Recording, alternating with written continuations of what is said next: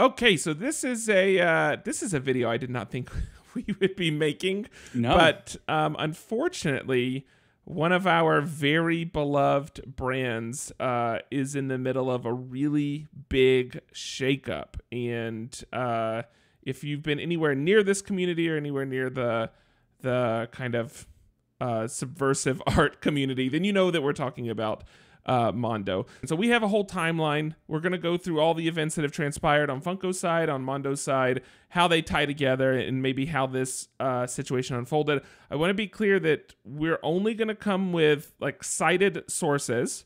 True things. Right. Or our opinion. What we don't want to do is we don't want to interject other people's opinion into this conversation, especially if it's not like validated. Because you can imagine there's a lot of opinions happening right now. There are a lot of opinions swirling right now. So let's just get into the timeline. And the timeline goes all the way back to 2004. So 2004 is when Mondo was founded.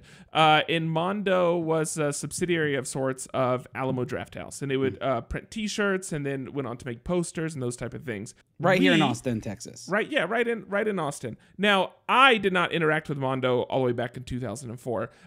Andrew, I think you might have been a little bit ahead of me. When is the first time you became aware of Mondo in their posters? It was probably 2007, 8 maybe. But at the time, it was pretty small. I don't even know if they were doing like major art drops and stuff like that. Maybe it wasn't even closer until 2010 that I became aware of them as like a company that you could actually buy stuff from. It was kind of one of those. I thought they were an artist. Yeah. Like I had seen their stuff online, but it wasn't clear to me what it actually was. My brother-in-law introduced me to Mondo because Spencer, he was collecting prints and he explained the whole concept to me. And I have always considered myself one of the most uncool people that I know. And so somehow I felt like, yes, if I could like score one of these Mondo prints, then I would be a cooler person. And that excited me. And the idea of getting something that's very limited, that is very hard to get, like all those things appealed to me. It was the love of Mondo when I found out when I first met Spencer, when I found out that he knew of Mondo, that connected he and I kind of right away. Was that connection through Mondo. So, and the first print I did manage to grab because I wasn't successful my first one, but it was the Fury Road print. And I'm blanking on the artist right now, but it's like a shot looking out from a side profile of all these cars racing across the desert. And I remember grabbing that and feeling like my heart is going like 180 BPM right now, but I somehow managed to snag that print. It was so exciting. And from then I went on to thankfully snag a couple more. But what do you remember your first print that you picked up? Yeah, I actually had it pulled out and I forgot to pull it over here, so I'm trying to grab it. This is the first print that I got from Mondo. Oh, I remember. This was hanging in your dining room in Dover, right? Yeah, in Ohio. So this is the very first print that I got from Mondo, as well as my introduction to Andrew Kolb. Andrew Kolb, who's a good friend of ours now. That wasn't the first print I tried for. The first print I tried for was Mike Mignola's Bride of Frankenstein. And that was when I learned how the process worked. I put it in my cart and then I logged in and then I had to do all this stuff and type in my shipping. And when I got to the end, I was like, wait, it says my cart's empty. I don't understand. So I emailed Mitch Putnam and I'm like, hey, something happened. Something went wrong. Did I still get it? Like, what's going on? Like something like, and I didn't understand how the process worked. Yeah, we released a video on our channel called Is Mondo's Site Broken? Mm-hmm. This is not their current site, it's their previous site. And it was actually talking about the process of purchasing prints, what you had to go through it, and were there potentially better ways of like reserving prints or doing a lottery or something like that. And I remember you told that story on that episode of what you went through. And anybody else hearing that's dealt with Mondo is just laughing at you right now because it just shows what a noob you are that you reached out to Mitch. That I emailed Mitch and was like, hey, something happened. No, that is the process. So this started this obsession of trying to get as many prints as I could. That said, what we then learned is that the more efficient way to get prints was to go to the gallery, when they would do openings for shows. We also want to cover these things. We want to talk about them. We want to talk about them on the platform. But we also knew that we could score some of these awesome prints if we would go to those openings. So this is kind of what led to me moving to Texas. I remember there was one year that I came out for, I think I flew out for 3 different gallery shows because I wanted to go to these shows. I wanted to be in the gallery. I wanted to be close to these artists, to this community that was around this, because this community felt cool and exclusive and all of these things. And I wanted to go home with really good prints. The first show that I went to, so I moved to Texas at the very end of 2015. So just starting in 2016, and realized that it was based in Austin. And so it was just an hour away. So the very first show I went to was the Richard Linklater show, where it was when the movie Boyhood had kind of just released. And so the star of Boyhood was there. It was also during South by, so a bunch of artists were there, not just the illustrator artists, but like actors. Richard Linklater was there. I got to meet him, got my photo with him. I got my photo with Johnny Galecki from Big Bang Theory. And that was my very first experience. By that point, we already knew the folks at Mondo because we had already talked to them on our show. Yeah. They had already been guests on our show. We had already talked to Mitch, and we had already talked to Rob. Maybe we had even already talked to Eric Garza at that point too. So we had the creative directors already.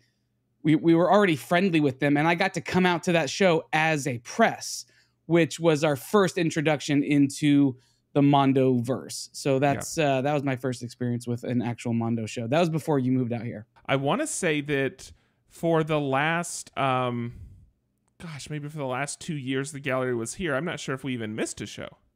If we did, it was very few and far between. We covered just about it. Even episodes or even shows that came out that we weren't physically able to be at because we were on the road somewhere doing a podcast at an event.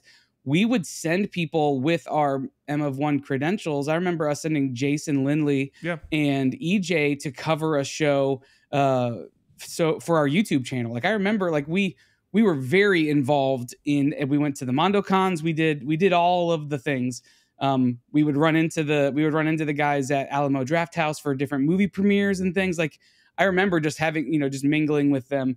We became very ingrained in we went out to dinner one time afterwards with like Rob Jones and Tom Whalen and it's a whole group of people, and Mitch Putnam's after one of the shows. So like we got to, we were part of the crew for a little bit.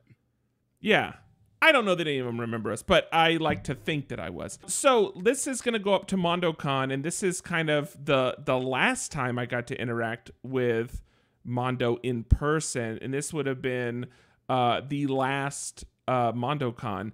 I felt like I could shake everybody's hand. I knew everybody was there that was there. A lot of people would bring out their best stuff from the year to bring it out specifically to that. They'd save stuff for Mondocon, right? And it just felt like the place to be. Like I couldn't imagine like another event trumping that experience for me. Yeah, and we met so many of our listeners there for the first time. We had really great experiences. I have nothing negative to say about Mondocon, except for the 1 year when the air condition broke. But that wasn't necessarily their fault. That was the venue. They got me to buy another shirt. I sweated through the first one, and then I had to go buy another one. And so it's honestly maybe a really smart business move. Break an air conditioner and then have a lot of shirts available. Transitioning to COVID. So Mondocon happened, but the following year, and I don't know the exact reasons. It was kind of like hearing whispers of there was it's so much effort being expended to pull it off that like they needed to take a year off, that they just couldn't keep doing them back to back. And so Mondocon did not happen the last year before COVID started. Right. And then we rolled into COVID, which was obviously like a really big shift for everyone. Before we talk about kind of interacting with Mondo during COVID, I want to shift to Funko real quick, because Funko's a big part of this story. So we're all familiar with what Funko is. Frankly, like every one of us, whether we know we bought one or not, probably has a Funko laying in our house somewhere. They're the glitter of toys at this point. And Funko, even though they had been experiencing a bit of a slide before the pandemic. During the pandemic, they actually exploded in growth. And I don't really know all the reasons why. It could be that people were suddenly getting, they were having to decorate home offices, and their companies were giving them money to spend on decor, and they wanted to lean into it. It could be there weren't really any new properties coming out because movies kind of stopped and new TV shows stopped, but you could still go buy these nostalgic properties because nostalgia doesn't cease to kind of resonate with you. So maybe that became the only source of new material. Maybe it's in part to the fact that you couldn't go to a brick and mortar anymore, at least for a time, but Funko was able to really quickly start selling online and make that transition. There could be any number of reasons, but Funko exploded. Within a several month period, they saw a 64% increase in their stock. They saw like triple digit increase in revenue, just really big. But what also happened is their inventory exploded. So because of this, they went from selling 200 of their own products on their website. And I should be very clear when it says 200 of their own products. I don't know the difference in terms of like maybe like you can sell through this brick and mortar, but you can't also sell through your website. Like I don't know how the licensing is set. So I know that they have far more toys than this, but they went from being able to from selling 200 of their own products to selling over 2,000 of their own products during COVID. And so they're experiencing this huge increase in sales. They're ramping up production because of it. And then now along comes Mondo that maybe opens them up to another crowd. And this is the quote from Funko referring to Mondo. They say Mondo's devoted fan base and high-end pop culture collectibles make it the perfect complement to Funko's current portfolio of brands. By leveraging our international distribution and licensing network, we feel positioned to expedite the growth of Mondo. So at this point, Mondo's up to 30 employees. They're continuing to sell more and more. Funko is growing really fast, and Funko manages to ink a deal with Mondo, believing that this is gonna not just add to their street cred, but maybe open them up to another group of people, open them up to another line of products, and that they already have the pieces in place to scale in the same way that they were able to scale like they did during COVID. And so Funko purchased Mondo for $14 million. So let's pause there on the acquisition, and let's talk about just Mondo during COVID. Were you buying anything during this period, just out of curiosity? I don't think I've purchased something. I don't think I purchased anything from Mondo in the last couple of years. It's been in part because of what's been available, like what's been coming out. Yeah, has not been very interesting to me. But then too, like I hit a wall. Like we just hit this like burnout of, we had so much stuff. We still do have so much stuff that it just wasn't in the cards. So this is one of those things I find interesting because I know what my feelings are in terms of, I was feeling a lot of the same things as you. I was feeling simultaneously like, okay, their release cadence is kind of weird. Like when I'm in a mood where I might want to buy something, they're not really releasing anything. Or then when they are releasing a lot of things, it's not really like resonating with the things that I like. So you and I are saying a similar thing. I don't know how widespread this feeling is. So I don't know if that's relegated to just us. I don't think it's just us. They shifted their selling model as well. Like they shifted to a lot more of pre-sales and a lot more timed editions. And that didn't sit well with the community at large, right? Like more casual collectors were into that, and because they could get their hands on a property, because they didn't have to hit the jump right away. But then people were waiting for months to get these things in because they were pre-sales or they were timed editions. And so I know that rubbed a lot of people the wrong way. And so I don't think we're alone in that. And also, we know a lot of people within our community who have run out of wall space, right? Sure. And that's a huge thing. Like when you run physically out of space, then you're having to choose, am I going to buy this thing to just store, or what am I going to give up to be able to own this thing? And it definitely affects the collector mentality. when there was a housing shortage during COVID, so you couldn't even get more walls. Right. I was trying to buy a whole other house just to have, I couldn't get it. Couldn't get it.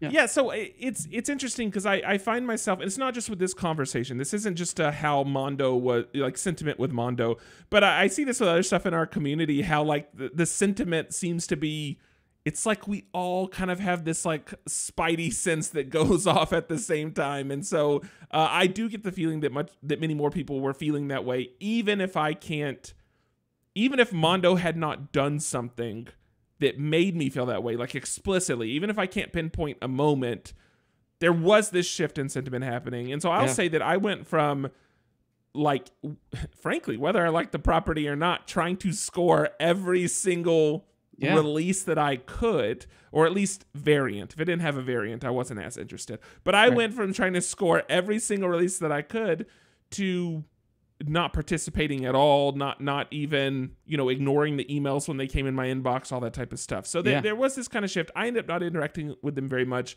And then also the gallery closed. We didn't talk about that, but the gallery also shut down, and the shows were so much of the enjoyment. Like, the enjoyment for me transitioned from racing to press a button the fastest, and of course, and owning a poster.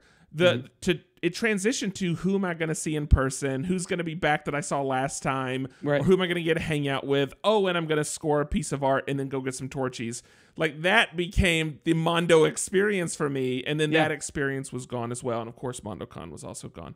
This is going to bring us up to end of last year. And then this is kind of when all the things really started shifting. Funko's found itself with too much inventory and declining sales, to the point that they ended up throwing away $30 million of inventory, just destroying it, because it was more. They didn't have space more. Yeah, they didn't have space. Yeah. They were paying all these extra costs to rent, storage containers to put extra inventory in, and it just was cheaper to destroy the product than it was to try to sell the product. So we get to the end of last year. Funko finds itself now planning to destroy $30 million of product because they're not going to sell it, and it's better than paying for the storage space. And I guess it's better than giving it away. Don't know how it works. Yeah, if you're not going to pay for it, you can't have it. Don't know how it works. And they had a shakeup. So their CEO, Brian Mariotti, he had been the CEO of Funko.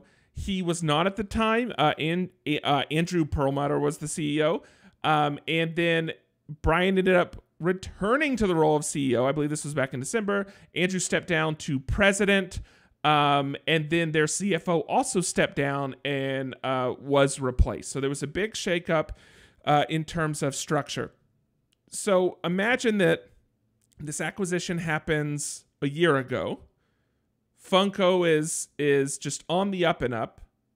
Sales slump, big shakeup, destroying a bunch of inventory, and then now we get to the most recent news, which is that Mondo's staff has been at least halved. Now, at the time of acquisition, that was 30 people. So if they didn't add anybody, then that's 15 people gone. As part of that, Rob Jones is out, Mitch Putnam's out, Eric Garza is out. And then again, other staff members.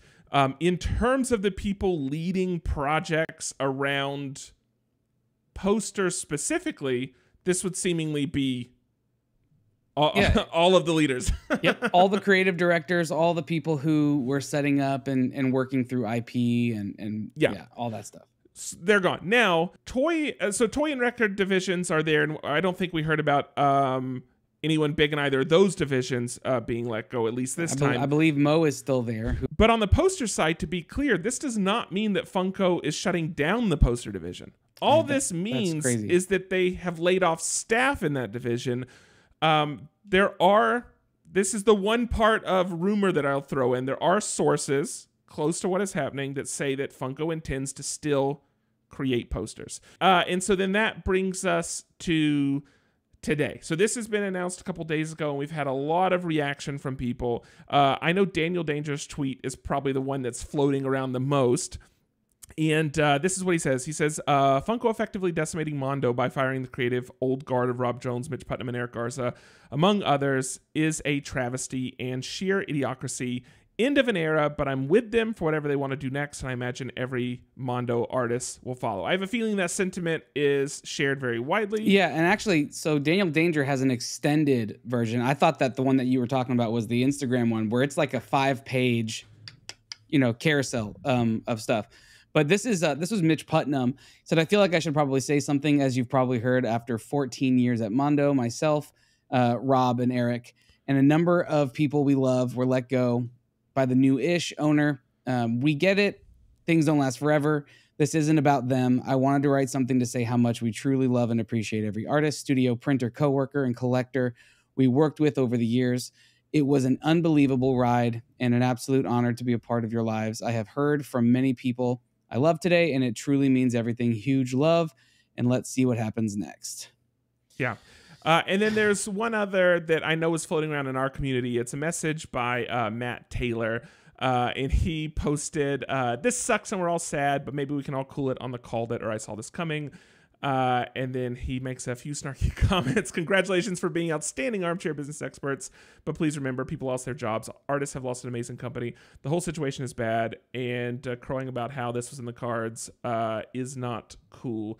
And I totally understand. I mean, the frustration by artists is, again, I think those sentiments are probably going to wrap up a lot of what you're going to see from those people. But I will say, we've had the pleasure of talking with most of these people, and like having them on the show, or just having personal conversations outside of the show.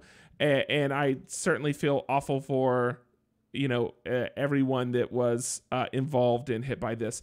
In terms of what happens next, a lot of times with acquisitions, there is a do not compete. And the reason this exists is so that way someone can't sell their business and then immediately turn around and create a new business with a different name and then retain all of their relationships, contacts, etc. Right? Yeah, so it can't be Mondo, Mondough, and then they're just right. And so that said, we do not know the specifics of the $14 million deal with Funko, but it's possible that it includes a 3-year do not compete or a 5-year do not compete.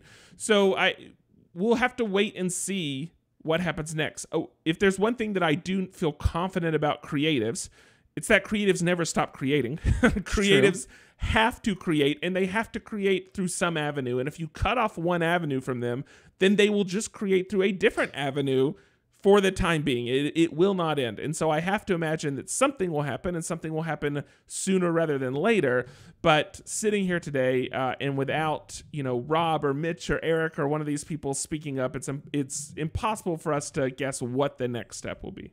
Yeah, and honestly, what will contribute to the when, I think, will have a lot to do with what their severance was, right? Like, if they can float for a couple of years and they have a do not compete for a couple of years, maybe they don't for a little bit.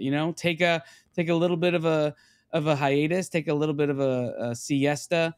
If they can afford to do it, then I think a lot of times that can happen too. Because especially if they're feeling burned, and by all accounts, it seems like maybe they didn't know this was coming, or this was obviously a bit of a shakeup. They're not presenting it as if this was their decision and that they're moving, like, hey, we're going to hand it over to these, like that's There's none of that stuff. So, when you get burned like that, you need some time to heal. Like, there's some healing that has to happen on that side too. So as much as I agree with you that creators going to create, it might be a little bit before they turn around something new, because they got to heal back a little bit. And one other note I want to make about Funko, so that I see a lot of the conversation of just very, very heated and pointed and hateful towards Funko. I want to maybe make a friendly reminder that this decision, so we talked about the fact that Funko had, 1,450 employees as of last year. Now, they did say they were cutting 10% of their employees, and so there's obviously a chunk of those people that are gone, but that still means they have over 1,000 employees. Yeah. This decision was not a collective decision that 1,200 or 1,300 people sat down and made. Yeah. This is a decision that 6 people made, or 8 people made, or 4 people made. Honestly, it's probably a decision that 3 or 4 people made, and then the board signed off on. Yeah.